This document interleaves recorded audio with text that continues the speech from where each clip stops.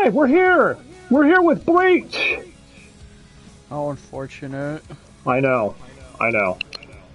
So yes, part 12, Espada and a Pendulum. Episodes 190 to 212. Okay. Oh, and if y'all are wondering what happened last time on Bleach, I decided to take a classic song and rewrite some of it to sum up the recap of the portion of this. See if you could spot it. Heard it from a commie, a stupid fucking monkey, that all my guys' plans made no damn sense. Throw out allegations with faulty evidence. He was on a quest for pointless vengeance. He was underrated instead of underestimated. Yeah, everyone agreed he was a dumbass. And I hope that sums it up perfectly. Well, yeah, that filler captain's arc was pretty rough. Which is why right after it, we get thrown right into a recap episode. Damn it, Studio Piero. Except not really, because after the commercial break, it's canon again. just have a recap episode. Yeah, because, dude, literally when this episode aired, everyone I was asking was like, oh, recap episode, do I need to watch? No, man, you don't need to watch. This is a recap. You're fine. Glad I watched it anyways back when this first aired. Lying pricks. Because, yeah, there's like 10 minutes of new content. So, yeah, where we left off, Ichigo just rescued Orihime and beat Grimmjow. Grimmjow's still here, though, and is mad at Ichigo. He's like, no, I didn't lose yet. I still want to fuck some more. You lost. I want to fuck some more. And then Nuetra shows up and stabs Grimmjow from behind with love. That's hot. Yeah, something about wanting to fight Ichigo. Cause like, oh, you beat Grimmjow. Let's see if you could beat me. And Ichigo actually rushes to the defense of Grimmjow to protect him from Nuetra. Oh, and I guess Tesla's here too. Nuetra's best friend. And Tesla takes Orihime, so she can't interfere with the fight or get in the way. Classic Orihime.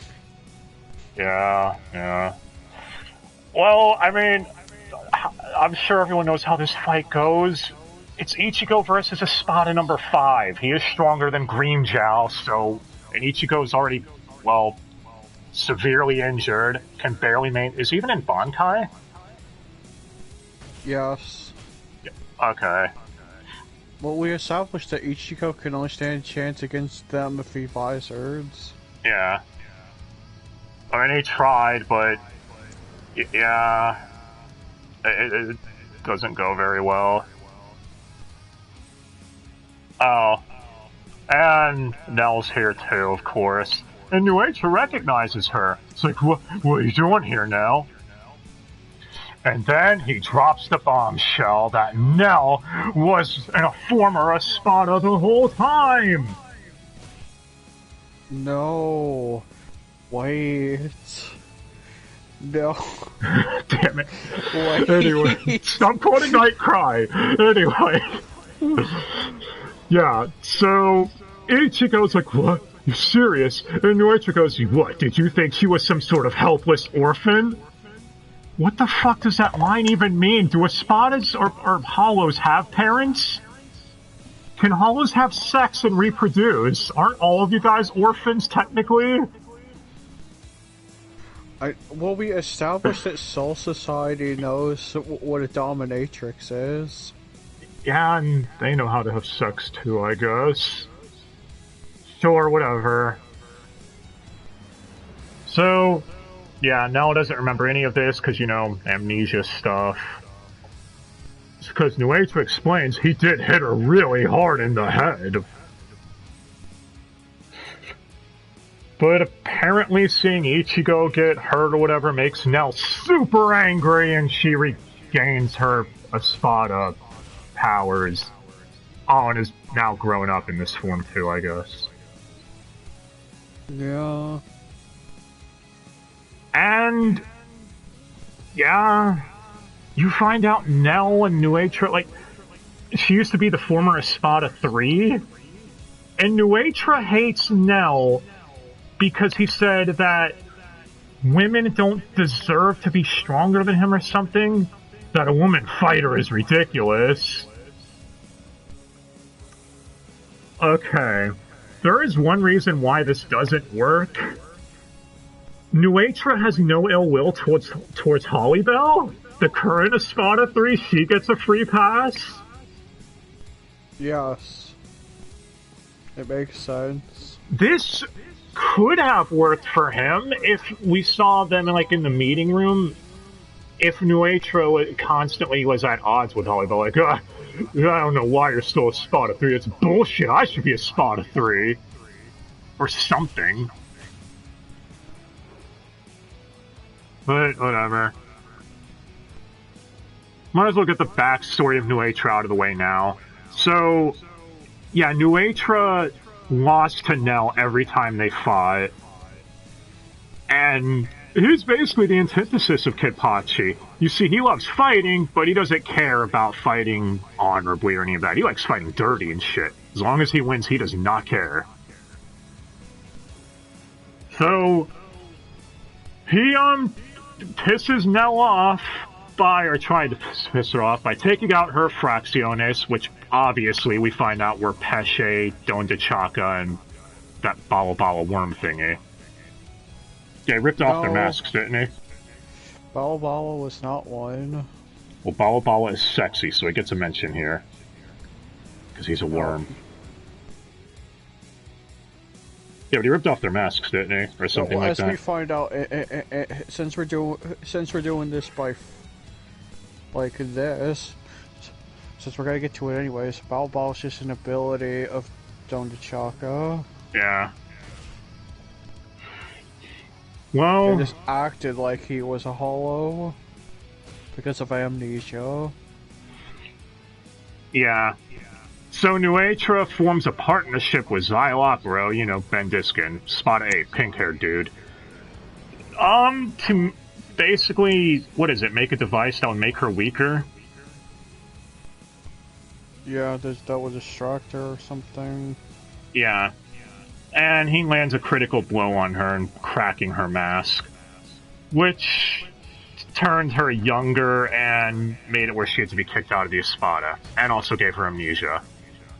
Pesce and Don DeChaka remembered this, but they said that because now she constantly rejected the idea of fighting because she didn't want to fight Nuetra, thinking it was pointless.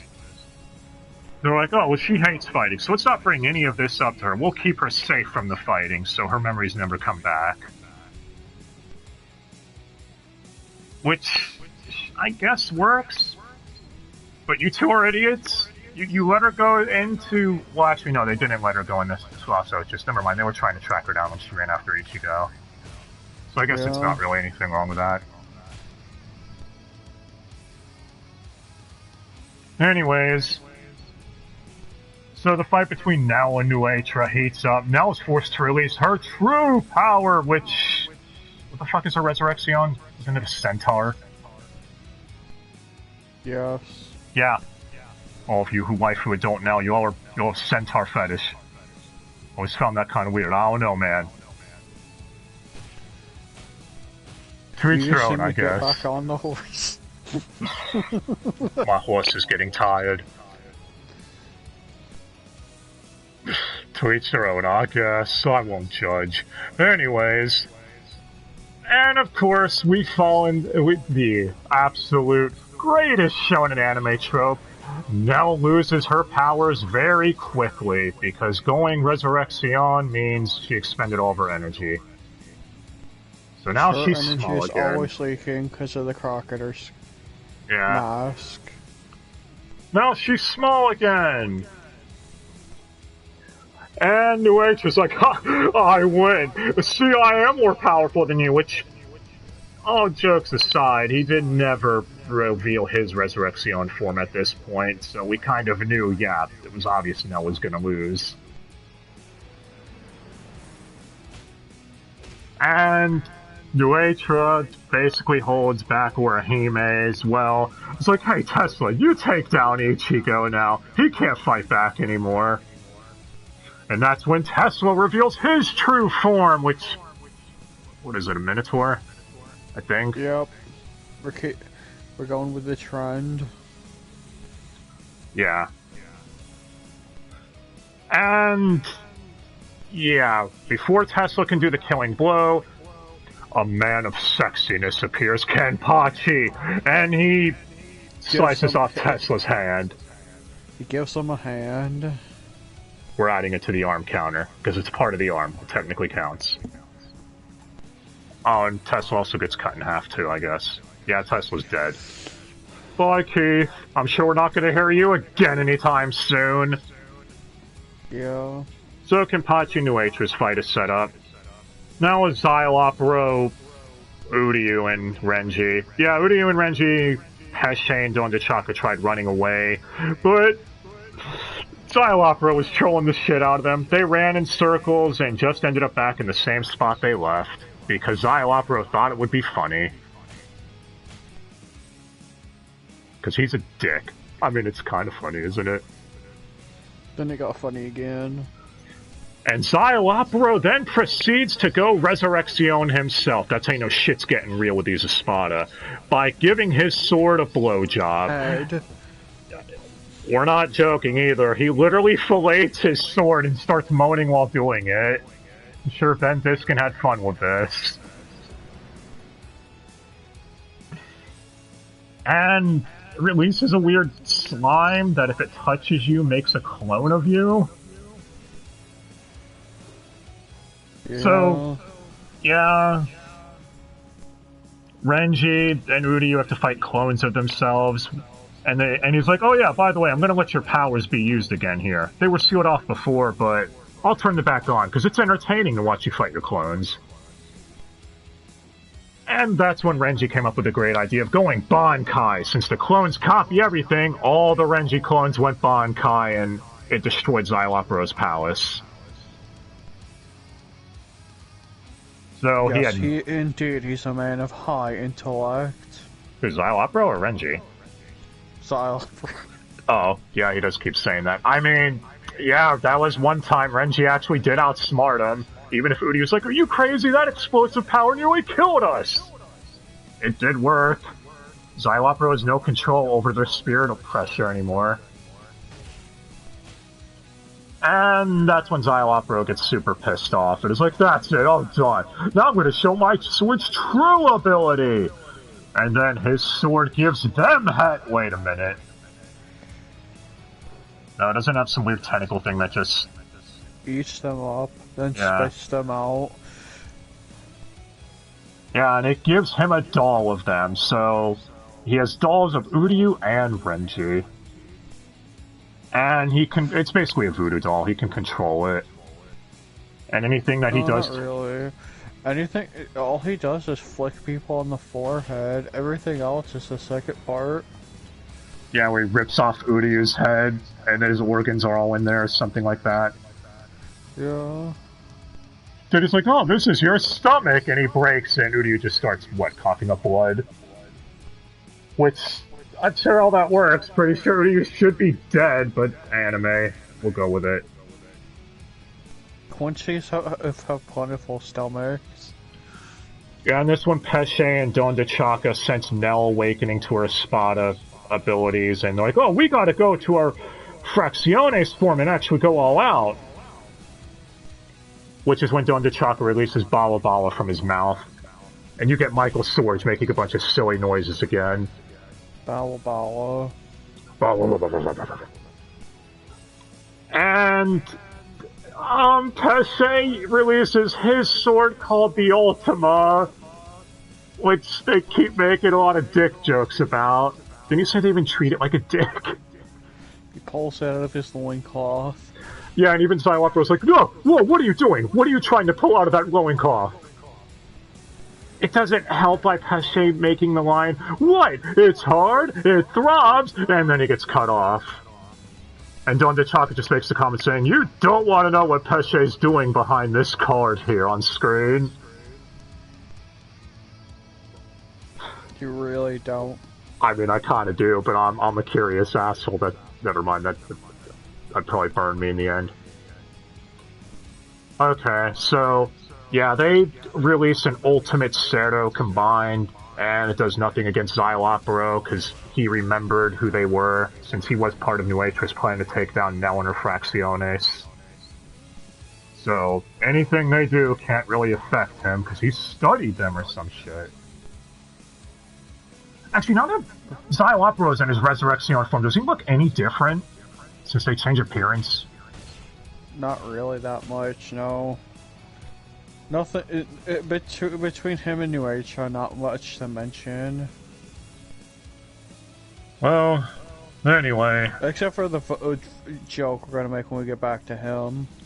Yeah, so Xylopero, of course, has everyone on the ropes, and that's when the My counter is back. Because Mayuri shows up. Which, funnily enough, when the filler arc had first started in Bleach, and I was talking to one of my friends back then about this, I was like, you know, I really want to see Xylopero fight Mayuri. I wonder who's going to outsmart who. Who's going to be the bigger dick? Why is that the first thing you went to? I don't know. And he actually just looked at me and said, "Did you read the manga?" And I was like, "What? What?" And he goes, "Yeah, that actually happens."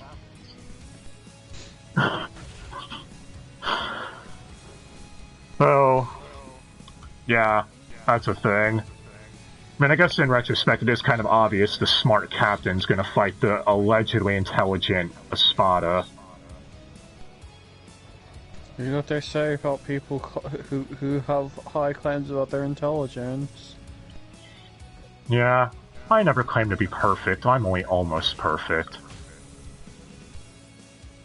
Wait a minute. Anyway. Okay.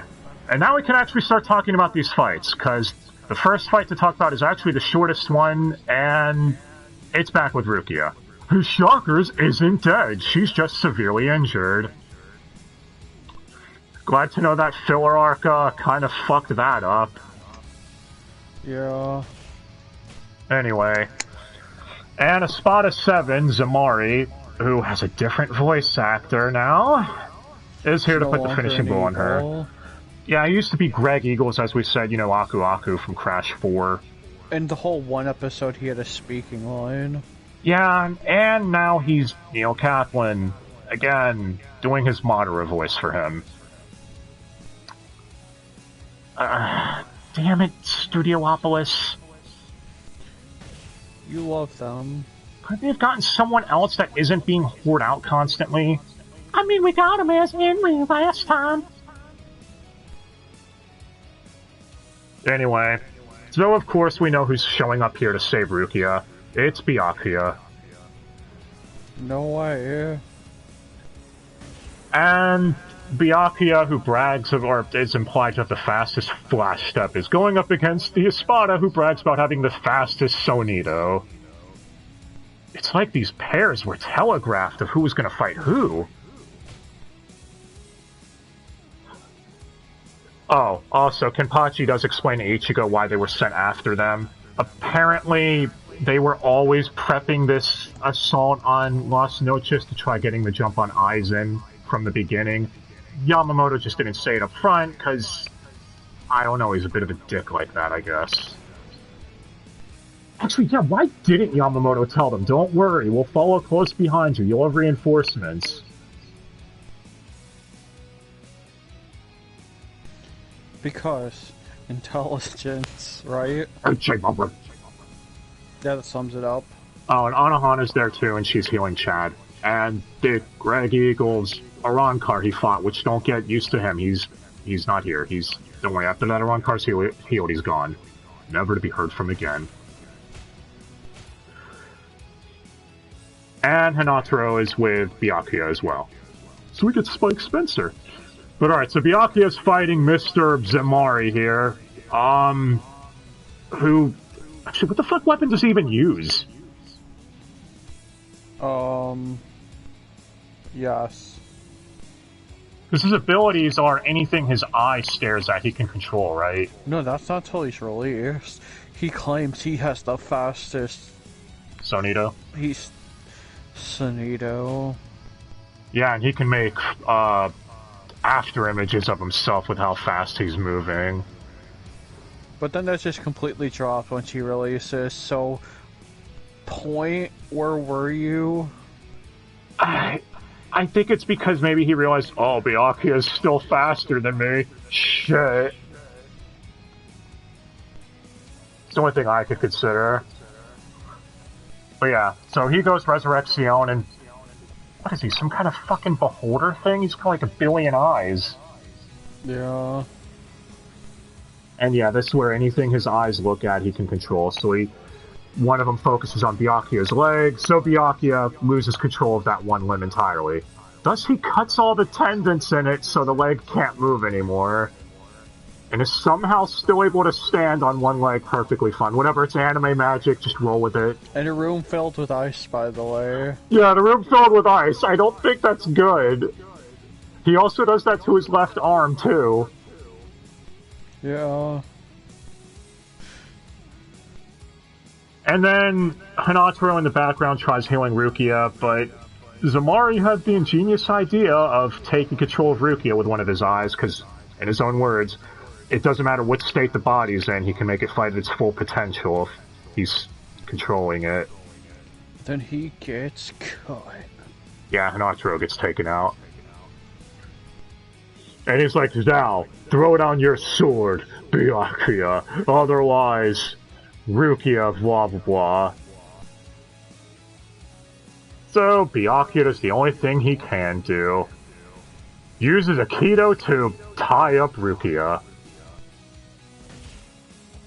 Which, I think Zamari's kind of an idiot here. You saw how he was still trying to make Rukia move even after, like, none of his attempts worked. Yep. Like, dude. You might be getting impatient. Zamari, you're a dumbass. Why didn't you take control of Hinataro? He was still there, and you just said your injury, blah blah blah. You could have had him jump in the way of Byakuya to give you a little more time. I don't think Byakuya gives a shit about Hinataro. Well, no, he did, because he did say, stand back, Hinataro, otherwise you might get caught in the fight. So he at least gave him warning. But yeah, you're probably right. No matter how much warning he would have got, he was still cut down. Yeah, although that was by Rukia, to be fair, which no one saw coming. So yeah, Byakuya, of course, goes full badass on Zamari and unleashes his Bankai, and we see it in a new form. The Koge Senbon Zakura Kageyoshi. Which, what, does it make a giant ball that surrounds you? And comes at you from all sides, which... I brought this up when we watched it. Byakuya could have used this against Ichigo to combat Ichigo's top speed. Because it would have surrounded Ichigo and he'd have nowhere to run. Because this ability wasn't thought of yet. Yeah. You gotta love in retrospect with shit like that, though. All shonens have that issue, even though we're dogging on it here. None of them are free from it.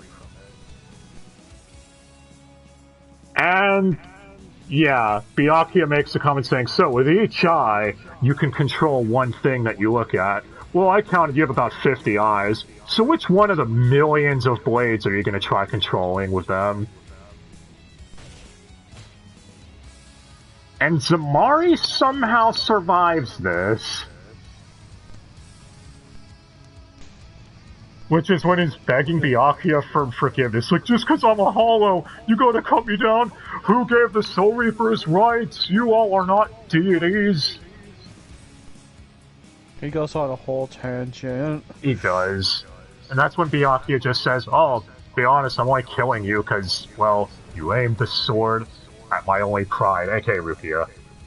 So if this idiot had left Rukia alone, Byakuya might have showed him mercy. Probably not, though. Yeah, well, more of a chance than he did now. Then he starts screaming Bonsai Lord Aizen, which I always thought was really silly, even the first time I saw this, I'm not gonna lie. But yeah, Byakuya kills him. Look, I'm gonna be honest, I think Zamari's an even worse Espada than Yami in terms of character. What a nothing fucking Espada. He had no backstory, nothing. Yeah. And Miyake just shows up and murks this bitch like it's nothing. Man, I mean, the only damage he sustained was from himself. You're not wrong. Hanatro's the only one who got injured, which Isame, or Squad 4 Lieutenant, shows up and is like, oh, he's hurt. Let me heal him and heal Rukia too. So, good on you, Zamari. Any damage you did was undone instantly. Fucking worthless character. But now, moving on to Xylopro and Mayuri. And... so, this goes well.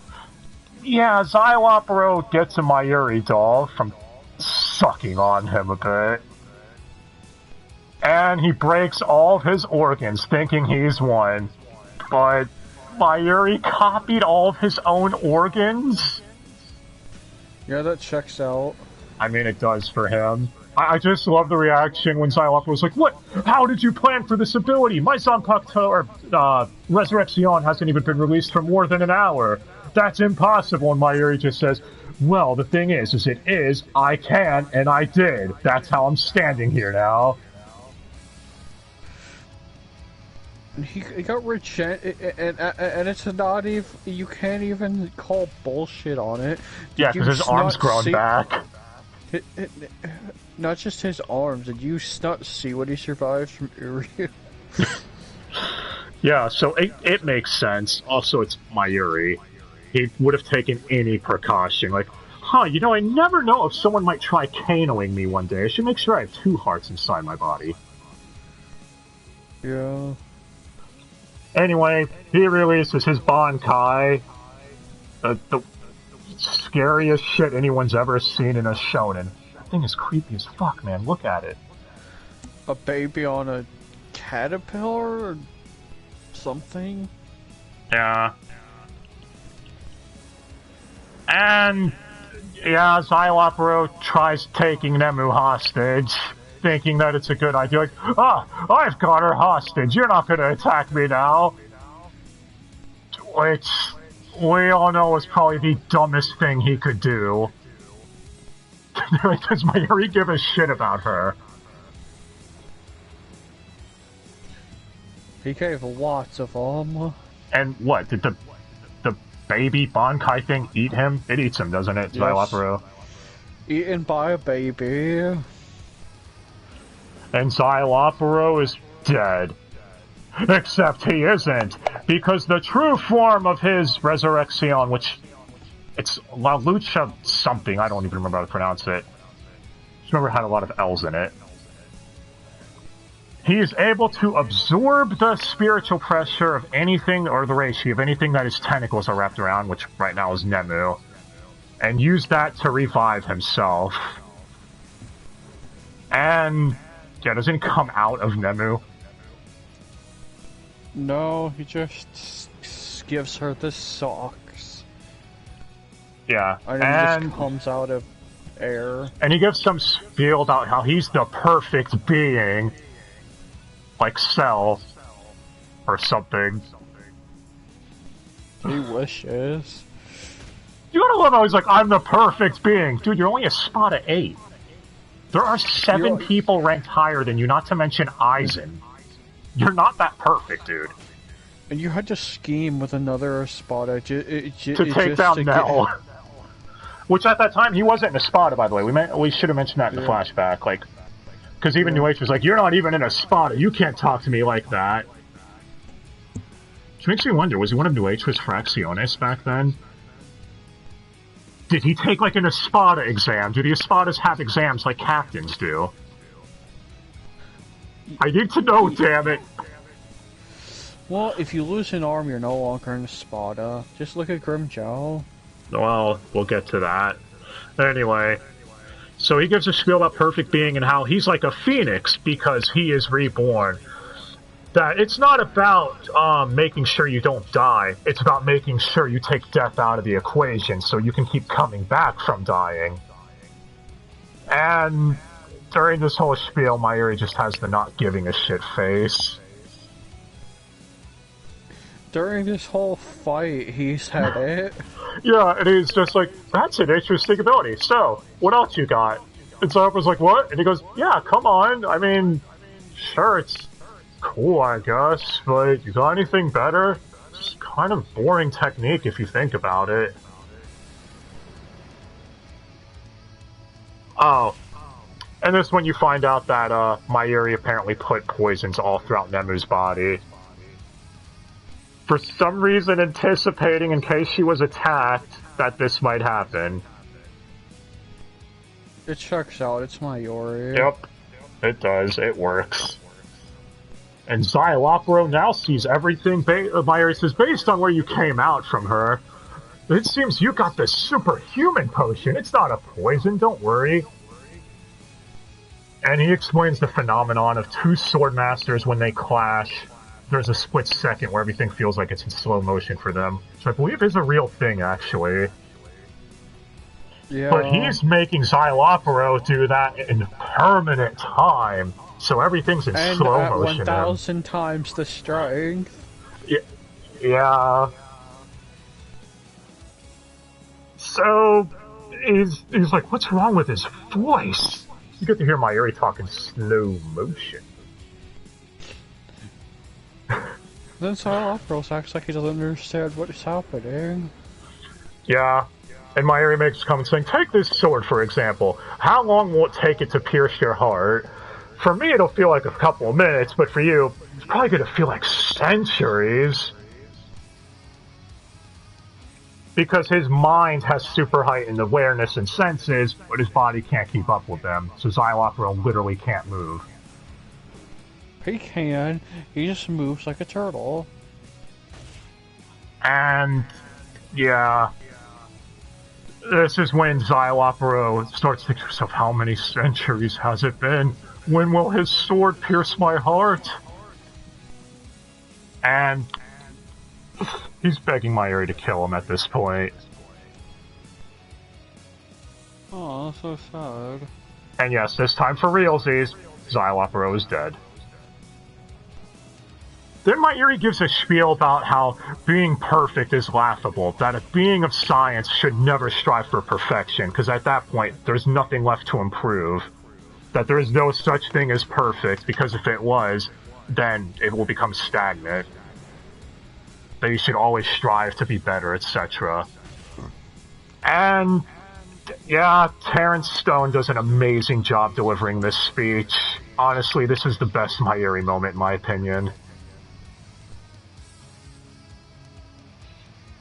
And hope you'll say bye to Ben Diskin. He's gone too. Yes, gone. I'm sure in a Studiopolis dub, he'll never be heard again. I guess we should mention real quick that Ben Diskin did do an interview on one of the Bleach Blu-rays or DVDs about this, and he really loved voicing Zailappuro, stating that he loves voicing villains because he feels they're more fun to play, which, I mean, is anyone going to disagree with that? He feels heroes are just kind of boring, because it's just like, oh, I'm the hero. Why? Because I'm the hero. Whereas with villains, there's way more shit you can do with them. Which I guess is a fair argument. Depending on what you're watching or whatever. Anyway. So yeah. Mayuri, of course, is able to treat Renji and Uryu's wounds and everything. And around this point, Pesce also refers to Uryu as Uryo. What, like Oreo? The crazy bitch from Higurashi? Probably not. But either way, was that him making fun of his name or a dub fuck-up, Die? Take your pick. Yes. Let's just say both. And, yeah, now back to Nuetra and Kenpachi, the fight sexuals. Where Kenpachi's sword, what is it, he can't pierce Nuetra because his Hyoron is the hardest of all the Espadas. Scratch him. Yeah. Until Kenpachi gets used to how tough his skin is and is able to cut through it. And that's when Nuetra goes, okay, fuck this, and goes Resurrection on him. Do-Rock cameo. Oh, actually, real quick. Forgot to mention this with Xylophoro, because if I don't, someone else will, real quick. So, Nemu, you knew I was bringing this up, Ty. Can't stop me. So Nemu, was, presumed half dead after the Xylophoro thing. So how does Mayuri revive her? Don't you remember this scene, right? Yes. Yes, I do. By making her have some sort of climax from the sounds of it. They want to leave it up to your imagination, you sick degenerates. Do you know who you are? I'm sure Megan Hollingshead had fun with that scene. And hey, Terrence Stone was in Bible Black at one point, so I'm sure he's used to it. Just can't resist, can you? But okay. Yeah, so Nuetra and Kenpachi, back to that. Nuetra goes Resurrection, and now he's Goro. Actually, what the fuck is Nuetra's weapon? Isn't it a sickle? Or something? I don't even know what the fuck his weapon is. Pretty much side sickles. Kurosagama, or however you pronounce it. I mean, they're two. I mean, one is essentially a miniature version of the other. He's essentially a quad wielding scythes now. Yeah. And he actually takes down Kenpachi. Oh yeah, Kenpachi got his eye patch cut off earlier too, which is why Nue tried to go Resurrection on him.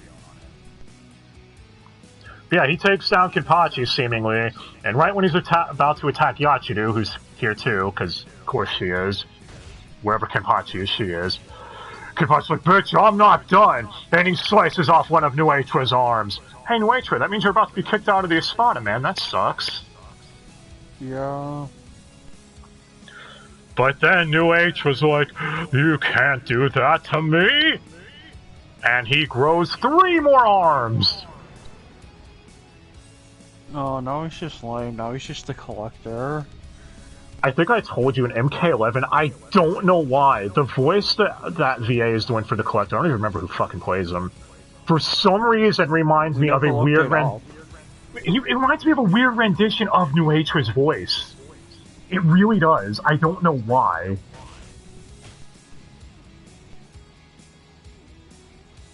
But yeah. And you find out in Nuetra's backstory that he just wants to fight a strong opponent, an opponent strong enough to kill him. If that's the case, I get why you were trying to make Nell fight you so she'd eventually kill you, because she kept showing him mercy and he thought it was humiliating. But weren't there better ways to go about this? Why not challenge Aizen to a fight? Or Ukiura, or... I don't know. I guess Ukiura would be like, bitch, I'm not fighting you, I don't care to. You're not important. I mean, Grimjaw could probably kill him. I mean, he was heavily injured after that fight. It only got attacked from the side. Yeah, that's true. So... And as we're about to establish, there's a reason why the Espadas 4 and above deserve to be those numbers. Yeah, Kenpachi does manage to grievously wound Nuetra, and he's like, I'm gonna show mercy. And Nuetra's like, no, not again! And he forces himself up one more time. And Kenpachi manages to cut him down. He forces Kenpachi to use 2 hands, just once. Yep, because Kenpachi... That was actually really funny, to be honest, when Kenpachi's like, you know, I remembered something.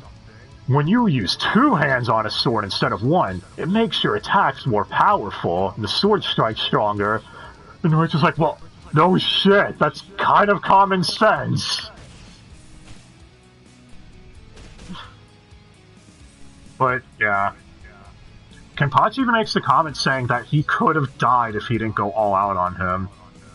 Which does work, I mean, Espada 7 and 8 being made jokes out of by Byakuya and Mayuri, they were 2 ranks lower. Nuetra being Espada 5 is clearly stronger than those 2. Yeah, you can tell. Well, you can also tell with how many episodes he took up. He had the most. He did. Out of these fights. He also is the one that had the biggest backstory too, and the most motivation given to him. Xylopero's whole thing is, oh, I just want to experiment, which is kind of like Mayuri's.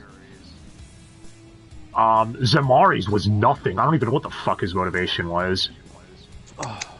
Oh, and in his backstory, you find out that Nell, when she was kicked out, they're like, Aruñero is the only original Espada left. All the other ones have gotten kicked out or removed.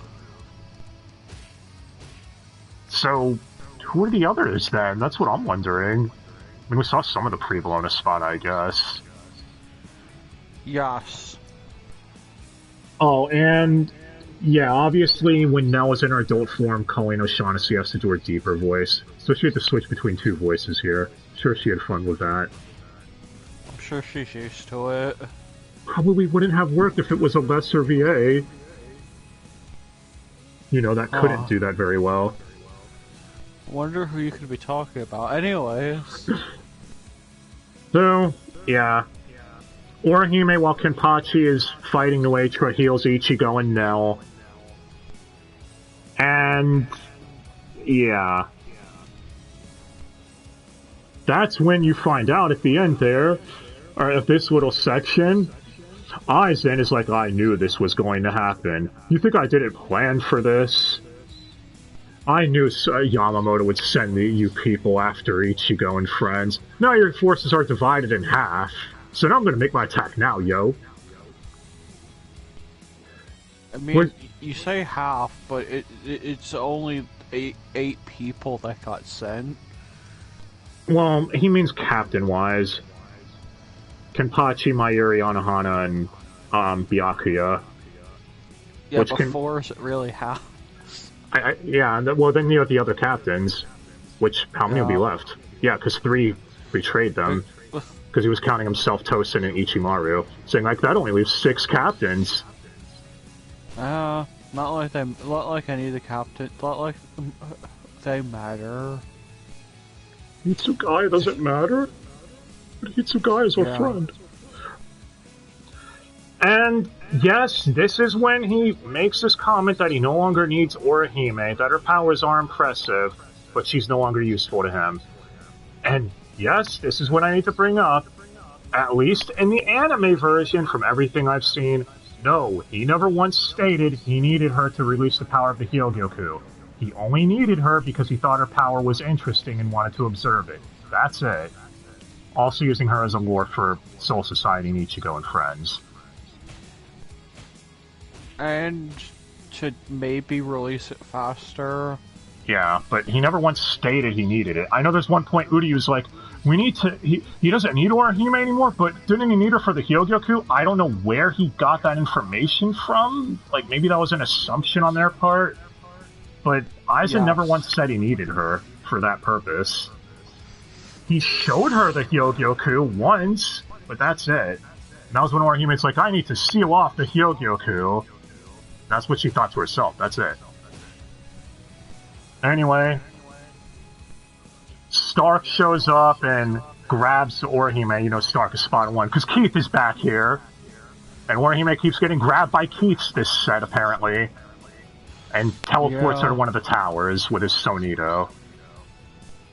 Before him, Espada 2 Baragon and Espada 3 Hollybell, and Aizen and his 2 captain friends proceed to Karakuta Town. And which was fake the whole time. Yep, they go into that as well. Yamamoto reached out to Urahara to prep a spiritual gate, or a Garganta, for the captains to go through, you know, Byakuya and them. And then also make a fake Karakuta Town and put the real one in Soul Society, while also putting everyone under a sleep spell. This is the most convoluted thing I've... It is. And I just love, like, if you think about it, it's like, could you imagine some guy, I haven't heard from Steve in a while. I should go check on him in Kartakuta Town. What the fuck? You just show up there and there's no one there. And you just, like, what would you think? Like, I had aliens abducted everyone in town. Yeah, and of course when Aizen and friends leave, they seal off the Garganta, so Ichigo and everyone is stuck here. And Kenpachi assures Ichigo, don't worry, we have the rest of the captains and, all the lieutenants at fake Kartakuta Town to fight him off. And Aizen says he's going to leave Lost Nachos into Ukiura's hands, who finally broke out of the time box. I guess all of that did happen in the course of an hour. Well, now we got a timeline. Yeah, never change shonen tropes. I mean, it's not as bad as Frieza time. The entire fight of Grimmjow, and then these 13 episodes. So yeah, like 16 episodes in the equivalent of 1 hour. Yep. I mean, I guess all those fights happened at the same time, so sure, we'll go with it. And Ichigo runs off towards the tower to save Orihime, and I'm sure we can all guess what fight's being set up for that, since Ukiura is the only Espada left here in Lost Nachos. I couldn't imagine. Oh, before we end this little section of this part, though, for the Lost Nachos portion, should mention the captain of Aizen's guards, who is still there. In one episode was Ben Diskin. In the very next episode, switched to Dan Warren. 4 different voice actors for this one fucking character, guys. Really? Yeah. Why? Anyway, I'm gonna find out this guy's name by the time we get to his actual fight, though, because he does have one. I know, spoilers. Yeah. But before we move on to the next section, I guess it's time. We've got filler! So, did you guys skip the new Captain filler arc and think, oh, check out what these one-off fillers are about? Well then, shame on you for doing that, says Piero. Yeah, it's more Mauricio bullshit. So, let's try breaking this down. This is some of the dumbest 2-episode fillers I think we've seen. That was it dumb in the most amazing way, or dumb in the punch yourself in the face way. Yes. It's a little bit of both. Okay, so Mauricio runs away from home, and... Again. Again. And Ichigo and friends are like, well, we don't know why. Orihime, of course, says, maybe she needs a life jacket. Ichigo is like, what? Why? And Orihime just says, well, Mauricio is going to jump off the Pier of Despair into the Sea of Sorrows, and if she doesn't have a life jacket, she'll drown in her sorrows. It's like, what? What are you talking about, Orihime? Well, it's Orihime that checks out. Oh, and also they eat at a restaurant called Benny's. Yes, really. It's the same font and everything. They just replaced the D. I mean, who would consciously eat at a Benny's? They're shit. What? I don't know about that Denny's place, though. Maybe it's okay. But yeah, so, also because we're at school, we get Ichigo's friends. You know, Keigo, the Orionthon, Mizuido, who's only Jamie Simone's only credit in this dub. Seriously, he's been the same guy this whole time. Why don't you use him more? How often is Mizuido even here? Often enough. But okay, so Ken Ryu shows up, you know, Roger Craig Smith or Chris Redfield, and you find out Mauricio ran away from home because she wanted to hold a tournament for some fucking game. Is it weird soccer parody? It's something. If someone's gonna ask, do you remember the name of it? No, I don't really care to either, to be honest. They said it like 10 times, and I didn't pay attention enough to fucking remember the name. we'll just call it knockoff soccer, I guess. This is the joke that I think you made last time. Like, hey, baseball filler, because it kind of is. Just like Super did. Yeah, that's right. Bleach did it first. Suck it, Super. Yeah, so Kenryu is planning to commit seppuku because Mauricio got in a fight with him. It's like, I hate you, Kenryu. Sudoku. Yeah. It is the dumbest, over-the-top, melodramatic shit, and it's hilariously stupid. Like, you cannot take anything in this seriously, obviously. So, yeah. Mauricio and Kenryu end up making up at the end until Kenryu's like, well, I wasn't really gonna do seppuku. I fucked up and I accidentally spilled the beans that it was a plan we came up with to try appealing to your softer side. Shit. Why'd I say that? And he's a dumbass. Yeah, he's a dumbass. So Mauricio gets mad, and yeah, the whole point of this is she wants to hold the tournament for this sport to raise morale for her subjects. Because, you know, she's part of the Kasabiyoji household or whatever. Or, what the fuck are they? Yeah, they're one of the great families of Soul Society. Yeah. Allegedly.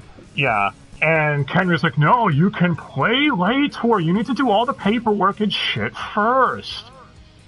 So the tournament, or the game that they proposed is if Mauricio wins, they hold the tournament. If she loses, then she does paperwork first. And sure, whatever. Oh, and Enryu shows up here too, I guess. You know, this one, So, yeah. The teams are formed. We have Mauricio, Ichigo, Chad, Enryu, and Orihime versus Kenryu, Rukia, why is Rukia on his team? Again, I thought you would have identified more with Mauricio. I said that last time, with being a noble forced to do shit you don't want to do. Because shut up, it just works. I'm clearly putting more thought into this filler than these writers did. Oh yeah, and Koen is there too in Ichigo's body. And, yeah, I gotta admit I was wrong again, I know. I said the Yoruichi cat was gone, but no, it's here. Fuck you, filler. You're technically not wrong, this is a stupid fucking filler. So yes, you get Terrence Stone as the Yoruichi cat again one last time, I guess. I say one last time, but I need to stop that, because then watch, some filler down the line is gonna just throw the cat in here too. Anyway, oh, and Uri is also on Kenryu's team. What the fuck? Why, though? I don't understand these teams. Exactly. They were just thrown together as this filler. Anyway, they're having it at Udahara's shop, or near his shop, I guess, who puts a whole freeze on the area. So citizens won't know why they're superhumans playing soccer. And the referees are Jinta and Ururu, and the commentators are Kuroda, Lirin, and Nova. So yes, we have Roger Craig Smith commentating over a game starring Roger Craig Smith. Damn it, Studiopolis, do not see the issue. Oh hey, what do we have after this? Oh. Okay, so just to quickly run through this. Koen gets ejected from the game because he keeps breaking the rules of going out of bounds because it's Koen. Yoruichi turns into a human form to move faster, so that lasted long. Yeah. I mean, I know they did it for the gag of her being nude and making Ichigo flustered or whatever, but still. And Rukia uses her Zanpato's ultimate move during this game. No, she uses it to launch Koen at the ball. Yeah, she was like, Koen, just stand there. And Koen's like, okay. At least Koen explains why he's there's like, wherever my beloved Rukia goes, I go. What about Orihime? Thought you liked her too. Well, I guess he's a Rukia fanboy now.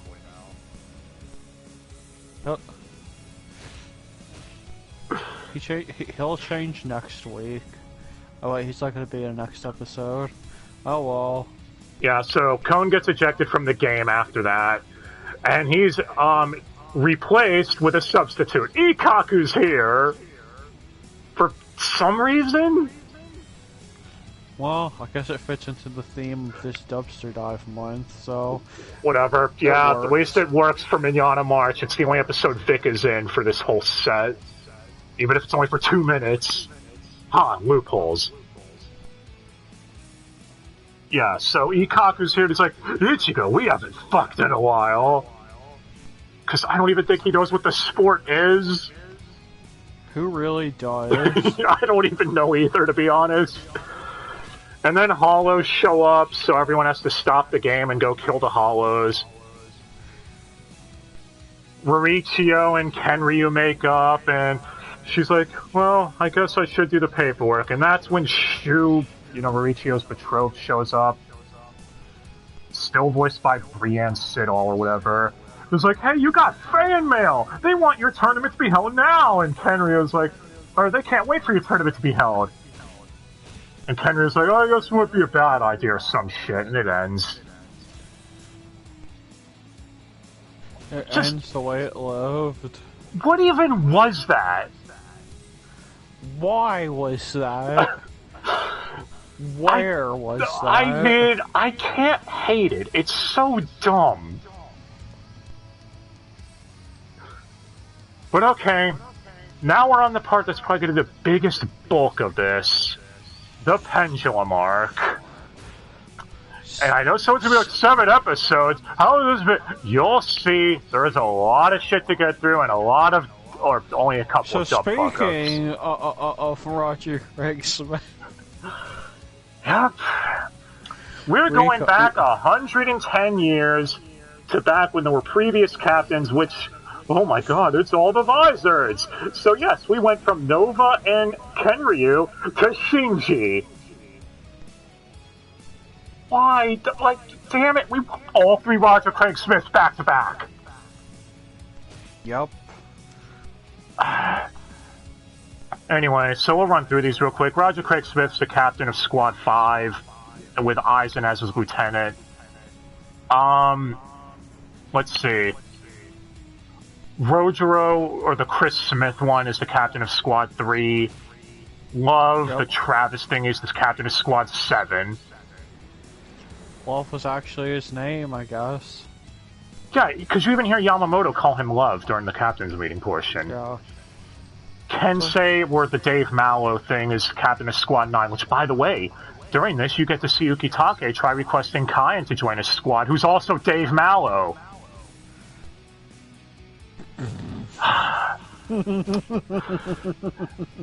Anyway, Mashiro, or one of the Laura Bailey Visors, we'll get to that, is the Squad 9 lieutenant under Kensei. Lisa, or the Terra Plat one, is the Squad 8 lieutenant. Are you sure about that? We'll get to that too.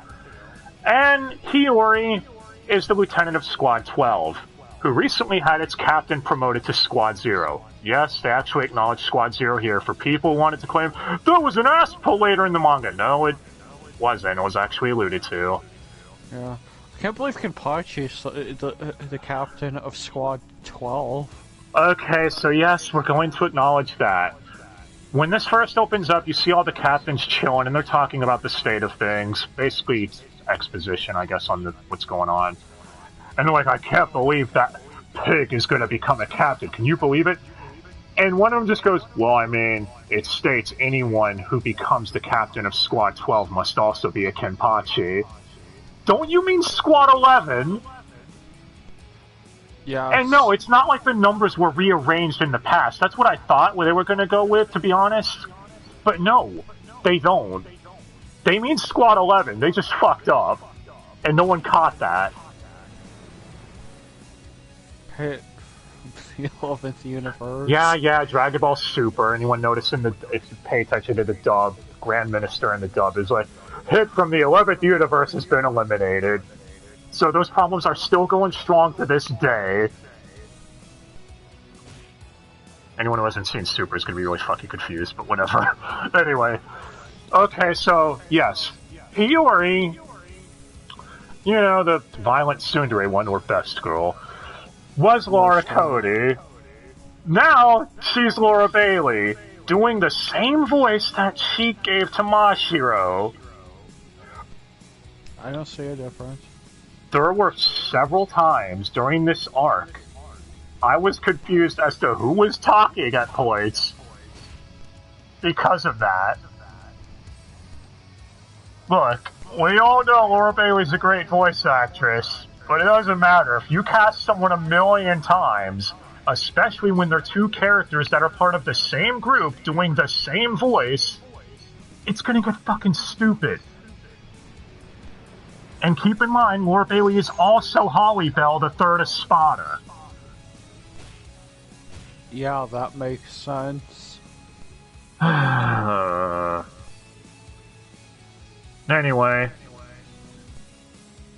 Yoruichi is also the captain of Squad 2. Tessai is the captain of the Keto Corps, and Hachi, the Joe Ackman thingy, the other barrier master, is the lieutenant of the Keto Corps, which I guess is its own squad? For some reason I thought it wasn't, but whatever.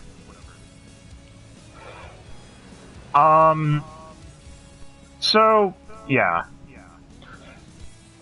Yoruichi actually, because Squad 12 needs a new captain since their thing got promoted, recommends Udahara, since Udahara is a lot younger. And yes, we're gonna have to address the elephant in the room now. This was the last time in this arc Michael Lindsay would portray Udahara, since it was at this point his illness was getting really bad. And you can tell immediately hearing a lot of his lines here. But I'm sure you heard it, right, Di? Yeah. Some sounds fine, but a lot don't. Yeah. So, this would be the last chance we get with him, which at least he got an arc to close himself out on, instead of it being mid-arc randomly later on or something. That would have been more awkward. And yeah, Michael Lindsay would tragically pass 2 years ago in 2019. As if that year wasn't fucked up enough for anime fans. Anyway. So, yeah. She requests Udahara to take the exam. Soyphone is here. It's like, why are you gonna make him take the captain's exam? I'm gonna stalk him. Just like Dave Matranga did to Dante in the DMC anime. It's literally the same thing. Tell me I'm wrong. She even stalks him at a bar and watching him drink. Because she's like, I'll show Yoruichi that there's nothing trustworthy about this guy. She'll hate him after I dig up enough dirt on him. But yeah, so... Of course, this, Soyphone hands in a report to Yoruichi, and Yoruichi's like, wow, this is impressive. You have a stalker, Udahara. I think she likes you. She must be in love with you. No, that checks out. Soyphone gets so pissed at this, and you might think tsundere reaction until you remember, oh no, she wants Yoruichi. So yeah, Udahara takes the captain's exam, and he obviously passes it, and goes to Squad 12, where he meets resistance from Hiyori, because, I mean, it's Hiyori. And, yeah, you also see Shinji and Aizen. Like, Shinji does not trust Aizen at all. If you think, then why'd you make him your lieutenant, dick? I mean, it is explained why. I know. Because he thinks he's the smartest person in the room. Yeah. Shinji makes a comment like, oh, it was to keep an eye on you. He does make that comment way later on in this arc. But alright, so... Udahara tries getting along with Hiyori as that's going on. He's trying to think of, what can I make Squad 12 stand for? I got it. It's gonna be research and development stuff. No way. Who would have thought? That means Squad 12 had no purpose before he got there, by the way. Just think about that. What a useless fucking squad. Yeah, like, what did you even do? Oh, and obviously, the other captains we should mention here. You find out Anohana was still always the captain of Squad 4, and Shinsui and Ukitake even make comments like, actually, I think she was a captain even before us. How old is she? Huh, I wonder if that's going to come into play much later. Probably not. Probably not, because it gets cancelled after the best arc. bitch, Bleach is coming back. Anyway. So, yeah, Urahara, as you all probably could guess, he used to be a part of Squad 2 working under Yoruichi. And he takes Hiyori to where Squad 2 kept its prisoners? And one of them is Ben Diskin, because, of course, you were right. Oh, and the character's name is literally Big Mouth. Yep. And Big G. Big G. G player.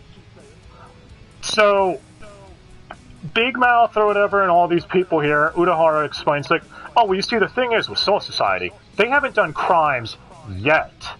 But they're predicted to do crimes in the future. So they're forced to be locked up here in this facility. Yeah, like, what? Even Hiyori's dumbfounded by this. Like, what? But they didn't do anything yet. And he's like, yes, but they could. You see, these people, they have bad habits, and they need outlets for those habits. So, and he's, like, trying to give some philosophical thing about how he could make an outlet for them in the future. I mean, don't know how well that goes when all of them start going, yeah, riot, prison break, and they start attacking Hiyori and Urahara. And that's when Hiyori, who previously didn't believe Urahara was that strong and was just a beta, takes them all down with his bare hands. He's like, what, I used to be the warden for this place. And yeah, Ben Diskin, who used to be one of Hiyori's friends, Big Mouth, tries taking her hostage and she kicks the shit out of him. Then he gets an even bigger mouth. Yeah, Urahara made that joke. And he's like, we're here to see the only prisoner who's left in solitary confinement. And albinoid. It's Mayuri. Before he went to Darkface, he was albino. It's clearly he's just painting his face and stuff. I mean, I told you, he painted to look like a skull-ish, I guess. Dude, it's like a reverse Michael Jackson. And this was before he also had yellow teeth. What? I was gonna ask about that. I don't understand. It's probably due to all the modifications to his body. You've seen how he survived turning into gel and shit. Yeah. Anyway, Urahara's like, I know you're dangerous, but I want you to be my second in command of the research division. And it goes back and forth between the two until Mayuri obviously accepts. Yeah, she accepts. Yeah. This is Mayuri from Steins Gate. Doo-doo-doo. Yeah. Despite that little boy being in the background. Yeah, Mayuri calls Hiyori a boy and she gets super pissed. Easy mistake to make. I'm gonna punch you. How dare you misgender! You monster! It's just Hiyori, no one gives a shit about them. Anyway, the last thing we see before we have a little bit of a time skip is they talk about a prodigy at the Soul Reaper Academy who's even able to take down the third seat of Squad 5, who's, I guess, a no-name, and it's Ichimaru. So you get to hear Doug Airholes do a kind of Shota voice for him, I guess? No, you will say his name properly, or you won't say it at all.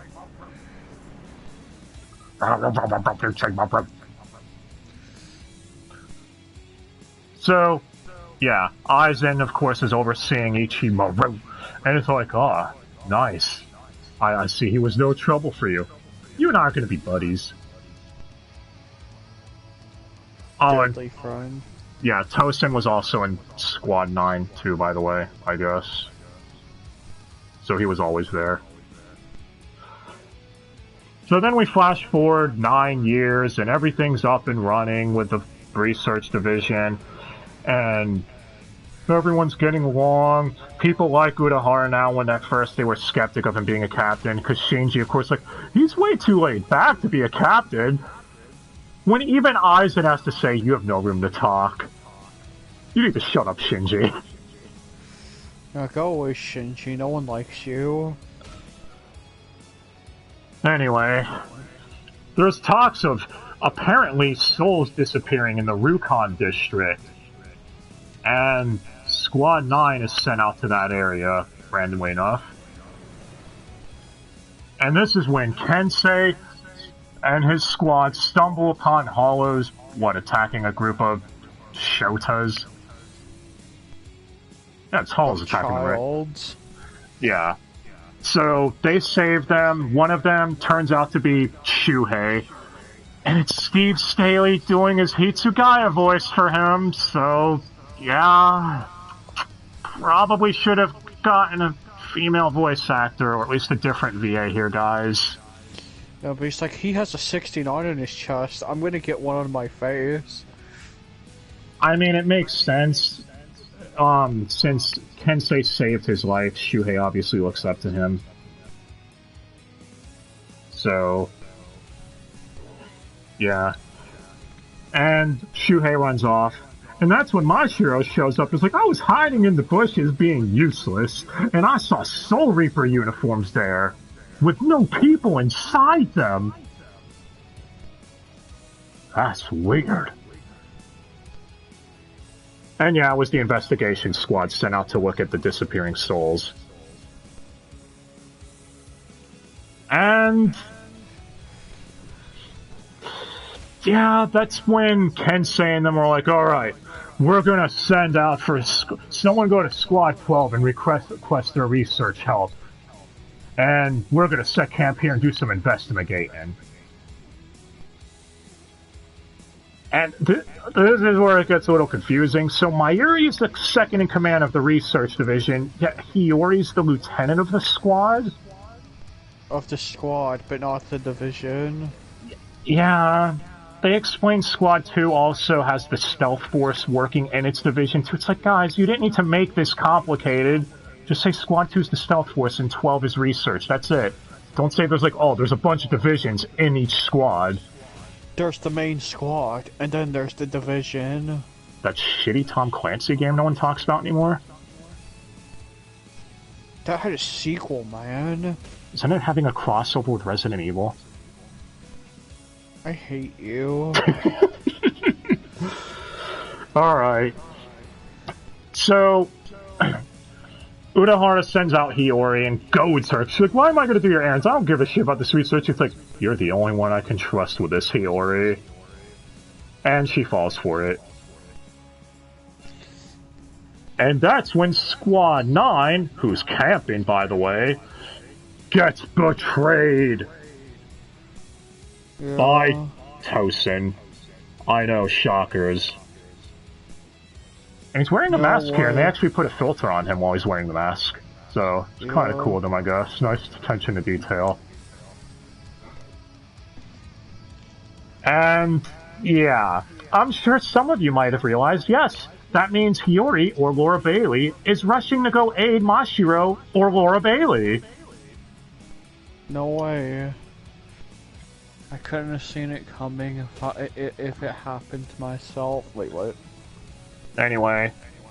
So, yeah, we're cut to a captain's meeting. Oh, I didn't even mention this. So, the captain of Squad 6 is Byakuya's grandfather, so we get him here. And it's JB Blanc. Again. Enrico! Though, to be honest, I didn't even recognize it was him at first, proving he still does have really good vocal range and voices he hasn't pulled out yet, I feel. I mean, he last time we heard him, he was Ghostface. Yeah, that filler hollow did kind of sound like that, actually.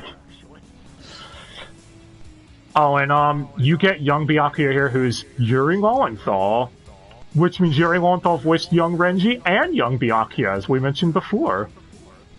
I guess they truly are equals. Young Enrico. Oh my god, he was young Enrico in Hellsing. It's all connected! It's all connected. Cue X-Files fame. But anyways, yeah, and you see Byakuya back then was way more upbeat and hyperactive than he is now. And Yoruichi like trolling the shit out of him too. But anyway, so back to the captain's meeting, now that we're here. Yamamoto's like, I am going to send 5 of you out there to investigate. I mean, I'm not sending Ichimaru, just, never mind. And, oh no, he's going to send the people that would become Vizards. Did you guys see that coming? No. Wait. No. Shut up. So, yeah, this one he goes, Rojoro, love. Yes. And Shunsui's like, hey, why don't you let my lieutenant go? She's listening in right now.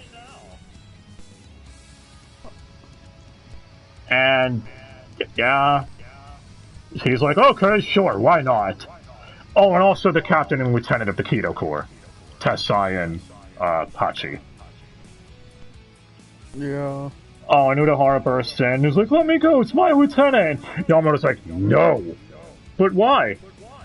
I don't know. I paid close attention to this scene. He ordered Squad 4, or Anohana, to remain on standby in case they need medical treatment. She's like, shouldn't I go with them? Because they might need help on the scene. No! Okay, whatever, it doesn't make sense. So like, now Squad 2, and Squad's 8 captain, and like basically says all the other squads need to remain on standby, except Squad 12. He doesn't give Udahara any order at all. Like, what, you just want him to stand there and fap? I don't understand. You're not allowed to go. Okay, well then what do you want me to do? Nothing. I don't know. Like, what? Yamamoto, you're a fucking idiot. Anyway. So yeah, I know he's trying to play it cautious because they don't know what's going on to the Squad 9 and the Seirete could be in danger, but at the same time, it just makes him look like a dumbass when he gives every other captain orders, but we don't know what's going on with Udahara. Like, he doesn't give him any orders, I mean. Which, shockers, Udahara goes anyways. Oh, and Tessai went with him. Yeah, Tessai was ordered to stay behind, but his lieutenant was ordered to go. Because that makes fucking sense. And Tessai's like, I'm worried about my lieutenant, too. Yeah, I think I said Tessai was ordered out earlier. I was off, my bad. And, yeah...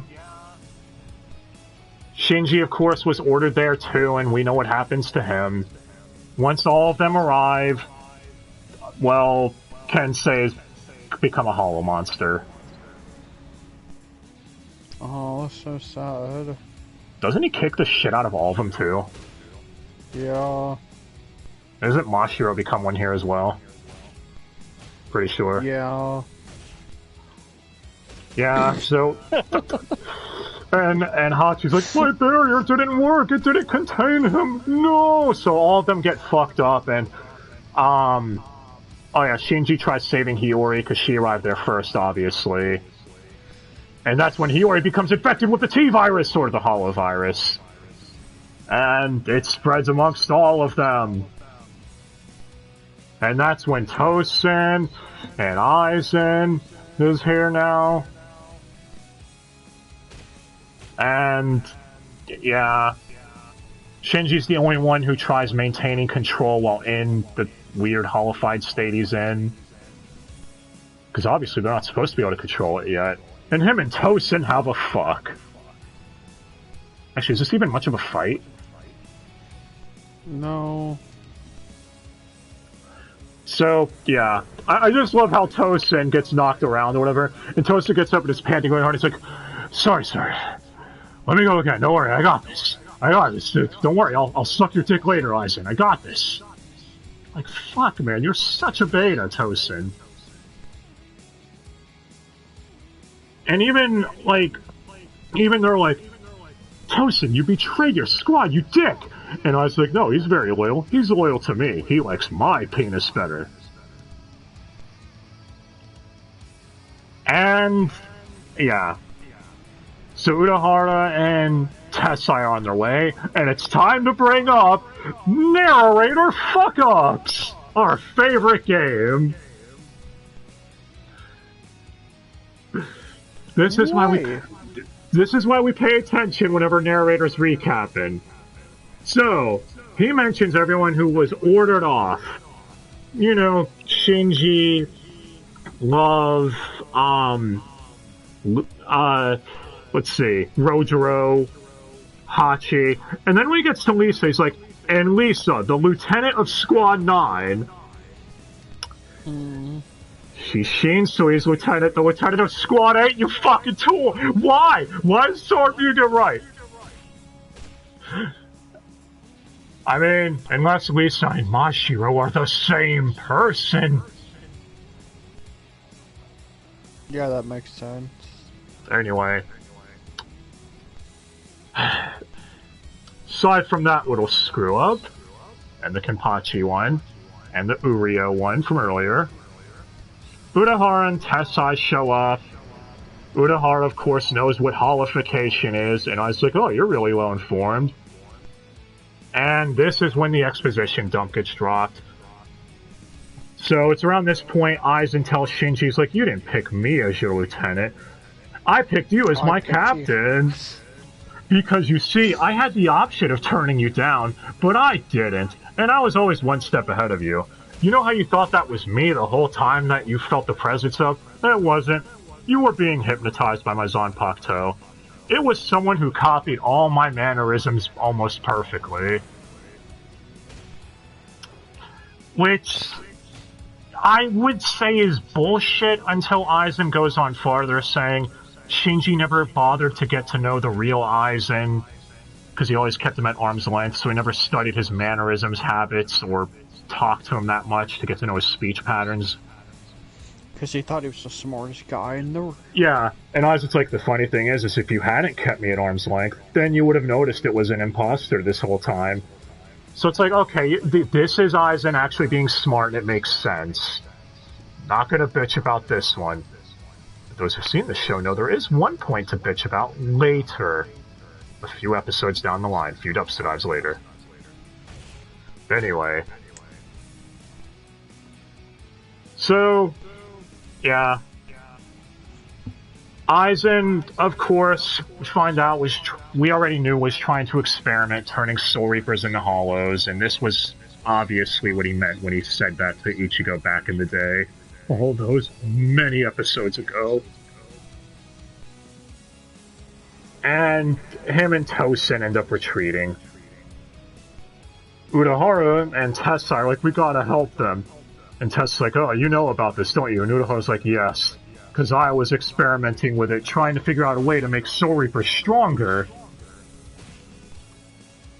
Urahara, you idiot! What have you done? You doomed everyone!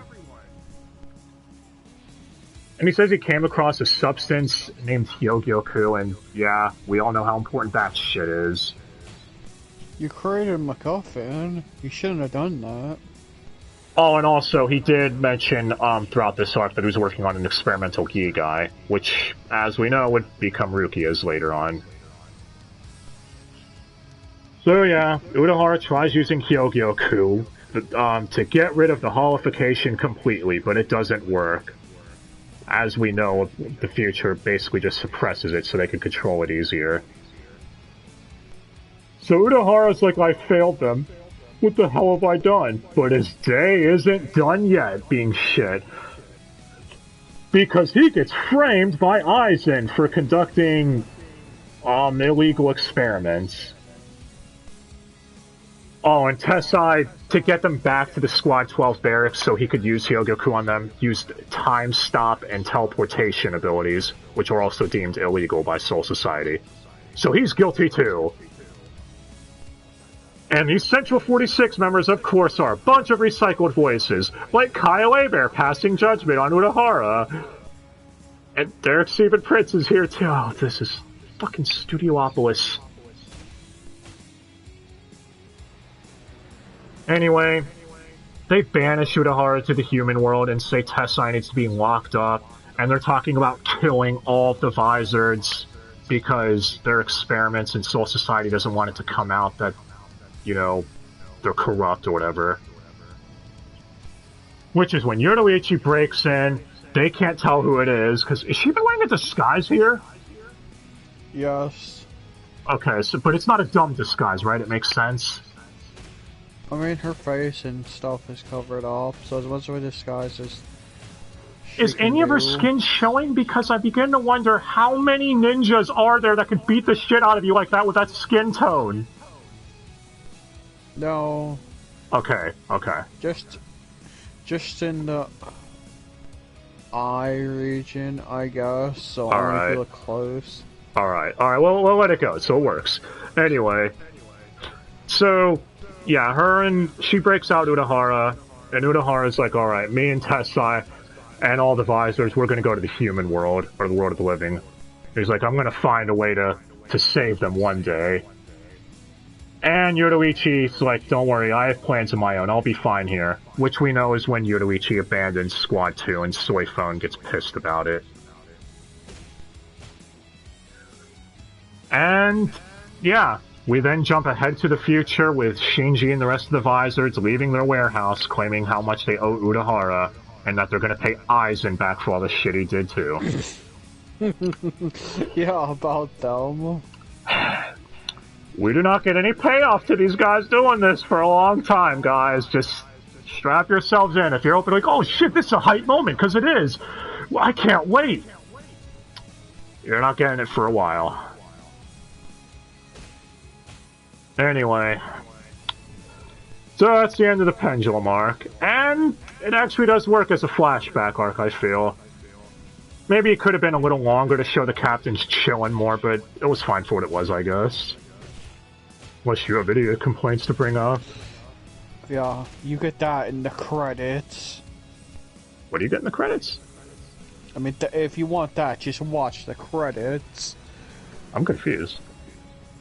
What, you want the captains chilling during that time? Oh, that's what you mean. Yeah. Okay, well, I guess you could bring up the opening and the endings. Do they spoil anything this go around? Just that the Pendulum arc exists.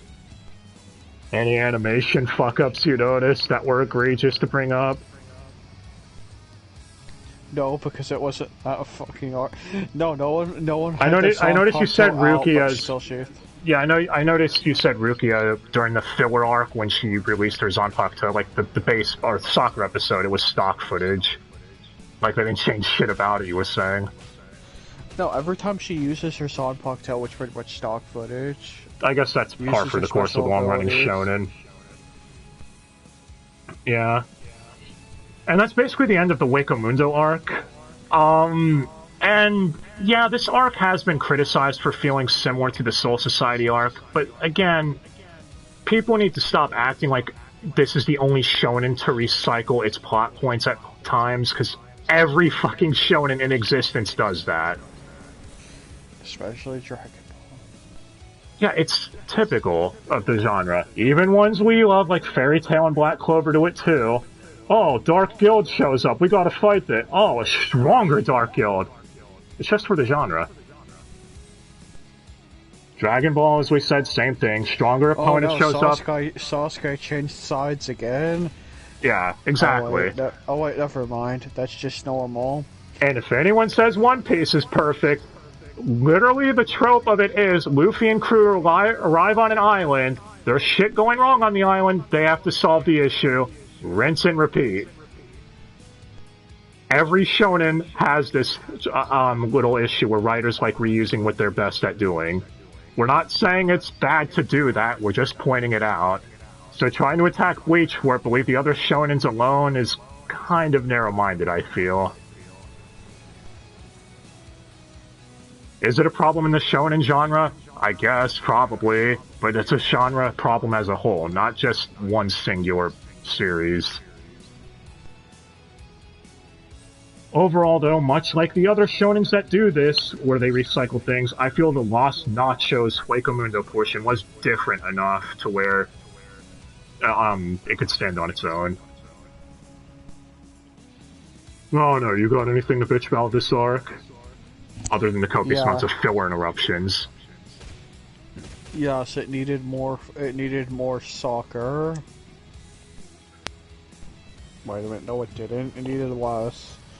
Well, as far as things where the writing did trip up, I feel, you find out in the flashback with Nell and Nuetra, Nell, obviously, since she was in Espada, did work for Eisen at one point. I feel like they could have done something with this, with her and Ichigo.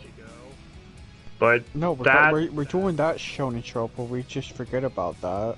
Yeah, again, I just don't want people thinking, oh, you're just biased towards... Wait, no, I'm going to point out when Bleach fucks up, and I feel that was kind of a fuck-up. Her working for Eisen should have been treated like more of a revelation in the past than it was. It was just something also say goodbye to Nell. Yeah, Nell's gone for a while, too. A long while. I mean, Chad got healed at least. Maybe he'll be back. A long while. And, yeah. Overall, I feel like this set, dub-wise, was much better than the filler Captain's arc. It's very underrated. Yeah, and again, other than the dub fuck-ups, which the ADR director for this portion was also Steve Kramer, which, yeah, I'll say it, I actually think he's a really, really great voice actor, but ADR directing, I don't know. He keeps letting his mistakes get by, that's all I'm saying. There was only 2, though. Udio. Underrated. Even if you qualify again. Okay, no one gave... he wasn't the only director during that filler arc, though. Yeah, I know, and it probably switched a bunch during this time, too, but either way. Listen, I'm not criticizing the guy for anything, I'm just saying, you know, maybe this job isn't working out as much as voice acting. But yeah. That's about it for the Espada and Pendulum portion. And next time will be the 3rd Bleach movie, Fade to Black. Named after a Metallica song, I guess. Yes, and you claim it's not trying to be edgy. I mean, Green Jiao Zanpakuto is Pantera. Yeah, that's just how metal he is. But alright. Let us know what you thought of this arc, and if you disagree with us, that's fine. It's alright to be wrong sometimes. Oh, so like you thinking Rukia's best girl? Thinking. See? I don't think I do. No, this was a solid set on Bleach. At least with the 3rd Bleach movie, we could get back on Netflix. Yay, a player that doesn't suck! But alright. But yeah, let us know what you thought, if you liked this arc, or what your problems were with it, if you thought it was sexy, and what you thought of the dub silliness that was there. Again, voice acting wise, this was leagues better than the new Captain arc. I feel like everyone brought their A game. MVP, I'm probably going to give it to Terrence Stone as Mayuri during the Xylopero fight. Him and Ben Diskin playing off each other like... Him is not giving a fuck face. Yeah, and that speech at the end about the whole perfection thing. Like, everyone involved here did an excellent job here. No, but seriously, that face during that fight made it hilarious. Yeah, he was unimpressed the whole time. But alright. I guess join us next time for the Bleach 3rd movie, Fade to Black, which is on Netflix. And on Blu-ray, I guess if you want to watch it there too. This Blu-ray, unlike the first 2 movies, was released in the US. Oh, that's so sad. Alright, for reals. Thanks again for watching us rant for 18 hours or something. An hour and 30 minutes. Close enough. Well, if you have yourselves a great day, and if you disagree with us, it's cool. Yeah, that's what happens. It's the internet. We're allowed to have disagreements. We don't have to shank each other every time someone says something wrong. It's okay. You only have to shank him because it's hilarious. No! But alright. Thanks again for watching, guys. Till next time, have a good day and all that. Hey, tomorrow!